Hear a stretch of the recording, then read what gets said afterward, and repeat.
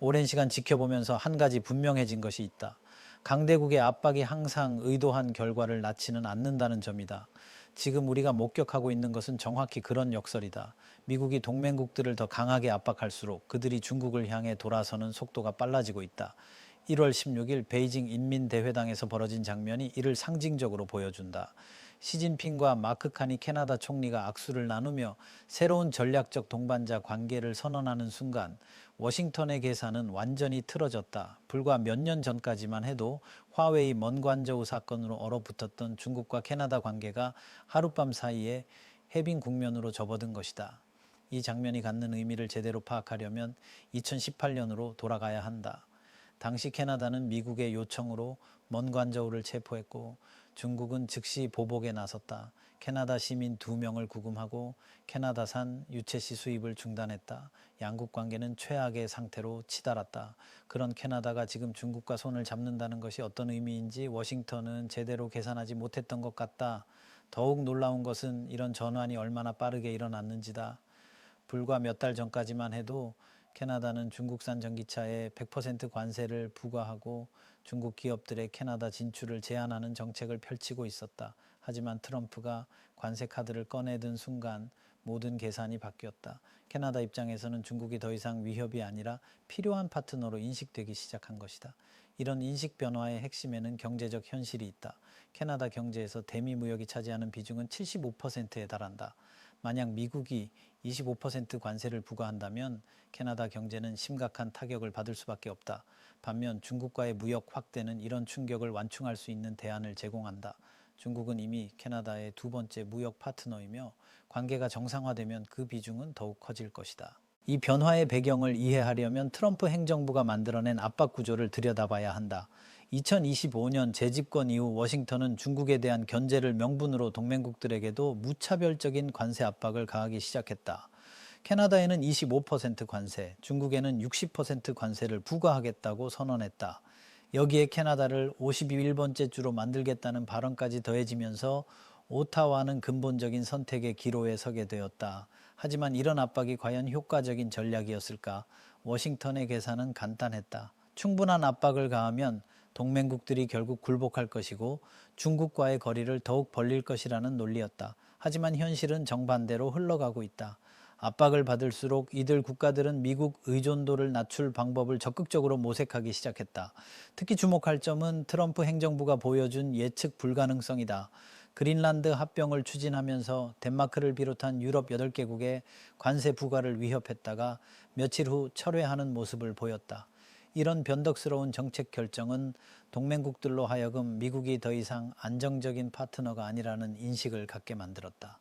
하지만 워싱턴이 간과한 것이 있었다. 압박을 받는 국가들이 반드시 굴복만 하는 것은 아니라는 점이다. 오히려 생존을 위한 대안을 찾기 시작한다. 캐나다에게 그 대안은 바로 중국이었다. 트럼프가 캐나다에 압박을 가할수록 베이징은 더욱 매력적인 파트너로 보이기 시작했던 것이다. 실제로 1월 16일 정상회담에서 양국이 합의한 내용을 보면 이런 계산이 명확하게 드러난다. 캐나다는 중국산 전기차에 부과했던 100% 관세를 6.1%로 대폭 낮췄다. 중국은 캐나다산 유채씨에 대한 84% 관세를 15%로 줄였다. 이는 단순한 무역 협상이 아니라 지정학적 재정렬의 신호탄이었다. 여기서 주목해야 할 것은 타이밍이다. 양국이 관계 개선을 서두른 것은 우연이 아니다. 트럼프 행정부가 본격적인 관세 전쟁을 예고한 직후 중국과 캐나다는 서로의 필요를 정확히 파악했다. 중국은 미국의 압박 속에서 새로운 시장이 절실했고 캐나다는 미국 의존도를 낮출 대안이 필요했다. 두 나라의 이해관계가 정확히 맞아떨어진 것이다. 하지만 이런 합의가 쉽게 이루어진 것은 아니다. 캐나다 국내에서는 여전히 중국에 대한 우려가 존재한다. 중국의 정치적 개입 의혹, 인권 문제, 안보 우려 등이 그것이다. 하지만 트럼프의 압박이 이런 우려들을 압도할 만큼 절실한 상황을 만들어냈다. 카니 총리가 분열의 시대에 새로운 전략적 동반자 관계를 시작하는 것이 중요하다고 말한 것은 이런 절박함을 보여주는 대목이다. 중국 역시 이런 기회를 놓치지 않았다. 시진핑이 하나의 중국 정책에 대한 캐나다의 재확인을 받아낸 것은 중요한 성과다. 이는 대만 문제에 대한 캐나다의 입장을 명확히 한 것으로 향후 미중 갈등에서 캐나다가 중국 편에 설 가능성을 시사한다. 하지만 이런 변화가 캐나다에만 국한된 것은 아니다. 유럽에서도 비슷한 움직임이 감지되고 있다. 프리드리히 메르츠 독일 총리가 2월 하순 중국 방문을 예정하고 있고 키어 스타머 영국 총리는 1월 말 시진핑과 정상회담을 갖는다. 미할 마틴 아일랜드 총리는 이미 14년 만에 중국을 방문했다. 이런 움직임 뒤에는 구체적인 경제적 동기가 있다. 독일의 경우 메르세데스 벤츠가 인도에서 마이바흐 GLS 모델을 생산하겠다고 발표했는데 이는 미국 우회 지역에서는 최초다. 독일이 아시아 시장 다변화에 얼마나 절실한지를 보여주는 사례다. 영국 역시 브렉시트 이후 새로운 무역 파트너를 찾아야 하는 상황에서 중국과의 관계 복원이 절실한 상태다. 유럽연합 차원에서도 변화가 감지된다. EU는 현재 인도네시아, 인도, 말레이시아, 필리핀, 싱가포르는 물론 칠레, 멕시코 등과 동시다발적인 무역협정 논의를 진행하고 있다. 이는 미국 의존도를 줄이고 아시아 태평양 지역으로 경제적 무게중심을 이동시키려는 전략의 일환이다. 이런 흐름이 우연의 일치일까? 절대 그렇지 않다. 유럽 지도자들이 동시다발적으로 중국과의 관계 복원에 나서는 것은 워싱턴의 정책 변화와 직접적인 연관이 있다. 트럼프 행정부가 그린란드 합병을 추진하면서 덴마크를 비롯한 유럽 8개국의 관세 부과까지 위협한 상황에서 유럽은 더 이상 미국만을 믿고 갈 수 없다는 판단을 내린 것이다. 여기서 한 가지 흥미로운 패턴이 발견된다. 미국의 압박이 강해질수록 그 대상국들이 중국으로 향하는 속도가 빨라진다는 점이다. 이는 단순히 경제적 실용주의의 결과가 아니라 힘의 균형에 대한 근본적인 재계산이 작동하고 있기 때문이다. 전통적으로 미국의 동맹국들은 워싱턴의 보호 아래에서 경제적 번영과 안보를 동시에 확보할 수 있었다. 하지만 지금은 그 공식이 깨지고 있다. 미국이 동맹국들에게도 경제적 압박을 가하기 시작하면서 이들은 다른 선택지를 고려하지 않을 수 없게 되었다. 그리고 그 선택지 중 가장 현실적인 것이 바로 중국이다. 중국 역시 이런 상황을 정확히 파악하고 있다. 베이징은 트럼프 행정부의 압박 정책이 오히려 자신들에게 기회를 제공하고 있다는 것을 알고 있다. 그래서 캐나다나 유럽 국가들이 관계 개선을 제안하면 적극적으로 화답하고 있다. 시진핑이 카니 총리와의 회담에서 비바람과 굴곡을 뒤로하고 차이를 인정하며 협력을 확대하자고 말한 것은 이런 전략적 계산을 보여주는 대목이다. 더욱 흥미로운 것은 국제 여론의 변화다. 유럽 외교협회가 21개국 2만 5천여 명을 대상으로 실시한 조사 결과를 보면 미국을 동맹국으로 보는 비율이 영국에서는 37%에서 25%로 EU 10개국에서는 21%에서 16%로 떨어졌다. 반면 중국 72%과 인도 73% 등은 자국의 미래에 대해 낙관적으로 전망하는 비율이 높았다. 이는 단순한 수치 변화가 아니다. 전후 70여 년간 지속되어 온 서구 중심 질서에 대한 근본적인 인식 전환이 일어나고 있는 것이다. 마크 레너드 ECFR 창립이사가 세계가 서구의 종말을 선언했다고 평가한 것도 이런 맥락에서 이해해야 한다. 하지만 여기서 놓치지 말아야 할 것이 있다. 이런 변화가 일시적인 현상이 아니라는 점이다. 한번 틀어진 관계는 쉽게 원상복구되지 않는다.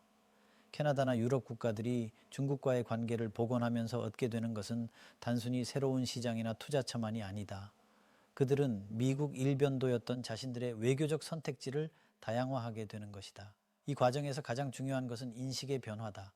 과거에는 중국과의 관계 개선이 미국과의 관계 악화를 의미했다면 지금은 오히려 미국의 예측 불가능한 정책으로부터 자신을 보호하는 수단으로 인식되기 시작했다. 이는 근본적인 지정학적 변화를 의미한다. 특히 주목할 것은 유럽연합이 중국과 7월 정상회담 개최에 합의했다는 소식이다. 우르줄라 폰 데어 라이엔 EU 집행위원장이 리창 중국 총리와의 통화에서 미국 관세로 인한 혼란에 대응하기 위해 유럽과 중국은 자유롭고 공정한 경쟁을 기반으로 둔 무역 체계를 지원할 책임이 있다고 말한 것은 유럽이 미국과 중국 사이에서 새로운 포지셔닝을 모색하고 있음을 보여준다. 이런 상황에서 워싱턴의 딜레마는 더욱 깊어지고 있다. 중국을 견제하기 위해 동맹국들에게 압박을 가했는데 오히려 그 동맹국들이 중국으로 향하는 역설적 상황이 벌어지고 있는 것이다.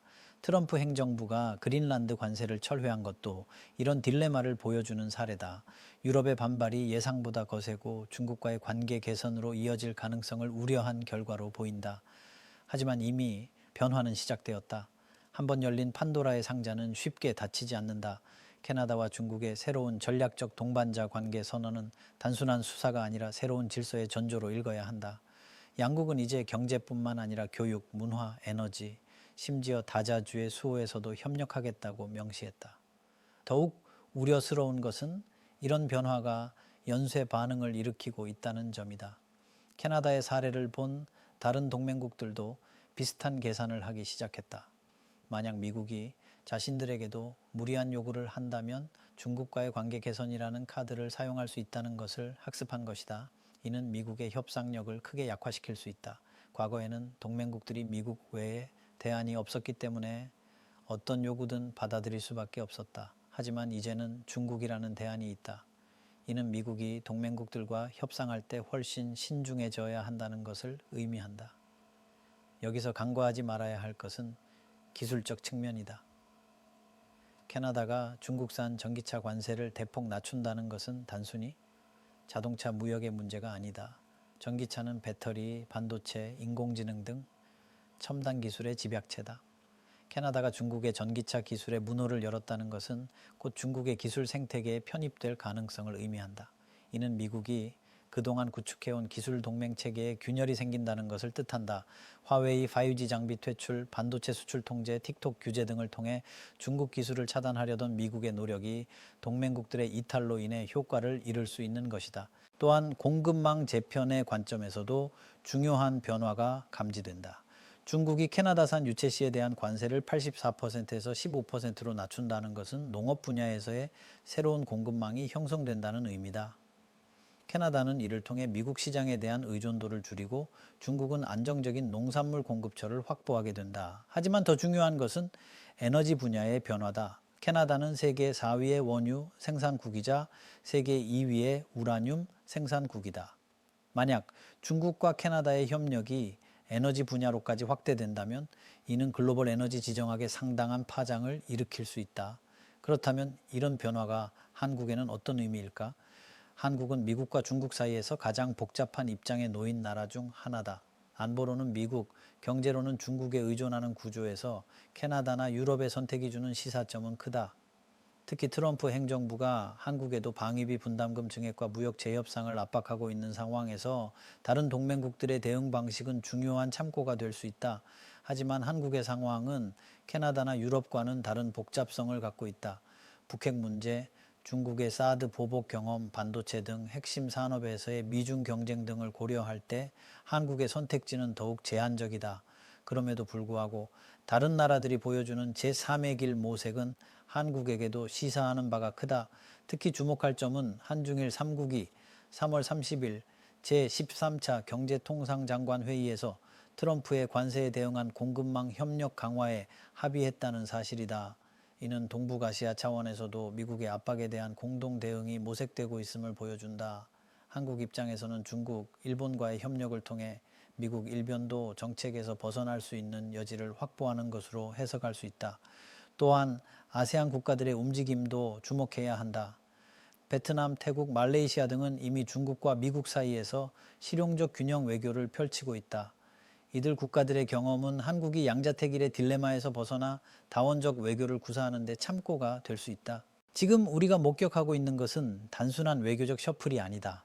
전후 질서를 지탱해온 미국 중심의 동맹 체계가 근본적으로 재편되는 과정이다. 트럼프의 압박이 의도한 것과 정반대의 결과를 낳으면서 중국은 예상치 못한 기회를 얻고 있고 미국의 동맹국들은 새로운 선택지를 진지하게 고려하기 시작했다. 이런 변화는 되돌릴 수 없는 성격을 갖고 있다. 캐나다나 유럽이 한번 중국과의 관계를 복원하면 그들의 전략적 계산은 영구적으로 달라질 것이다. 미국만을 바라보던 시대는 끝나가고 있고 다극화된 세계에서의 균형 외교가 새로운 표준이 되어가고 있다. 하지만 이런 변화가 모든 면에서 긍정적인 것은 아니다. 동맹체계의 약화는 글로벌 거버넌스의 공백을 만들어낼 수 있다. 기후변화, 팬데믹, 테러리즘 등 초국가적 문제들에 대한 협력이 더욱 어려워질 가능성이 있다. 또한 중국의 부상이 반드시 더 나은 국제 질서를 의미하는 것도 아니다. 그렇다면 이런 상황에서 중간 국가들은 어떤 전략을 취해야 할까? 우선은 선택의 다양성을 확보하는 것이 중요하다. 한 국가에만 의존하는 것이 아니라 여러 파트너와 균형 잡힌 관계를 유지하는 것이다. 캐나다나 유럽 국가들이 보여주는 것도 바로 이런 접근법이다. 둘째는 중간 국가들 간의 연대를 강화하는 것이다. 한중일 경제협력이나 아세안의 중심성 전략 등이 좋은 사례다. 거대한 힘의 충돌 속에서 중간 국가들이 생존하려면 서로 연대하여 발언권을 키워나가는 것이 필요하다. 셋째는 다자주의 제도를 활용하는 것이다. UN, WTO, IMF 등 국제기구들이 완벽하지는 않지만 여전히 약소국들이 목소리를 낼 수 있는 중요한 플랫폼이다. 이런 제도들을 통해 글로벌 룰 메이킹에 참여하고 영향력을 행사하는 것이 중요하다. 결국 트럼프 행정부의 압박 정책은 자신들이 가장 두려워하는 결과를 스스로 만들어내고 있는 셈이다. 중국을 견제하려다가 오히려 중국의 영향력 확산을 돕고 있고 동맹을 강화하려다가 동맹의 이탈을 촉진하고 있다. 이것이 바로 강대국 정치의 역설이다. 때로는 힘을 과시하려는 시도가 오히려 그 힘을 약화시키는 결과를 낳는다는 것이다. 하지만 이런 역설이 영원히 지속될 것은 아니다. 새로운 균형점을 찾아가는 과정에서 예기치 못한 변수들이 등장할 수 있다. 중국 경제의 둔화, 유럽 내부의 분열, 새로운 기술 혁신 등이 게임의 룰을 다시 바꿀 수 있다. 지금 중요한 것은 이런 변화의 흐름을 정확히 읽고 그에 맞는 전략을 수립하는 것이다.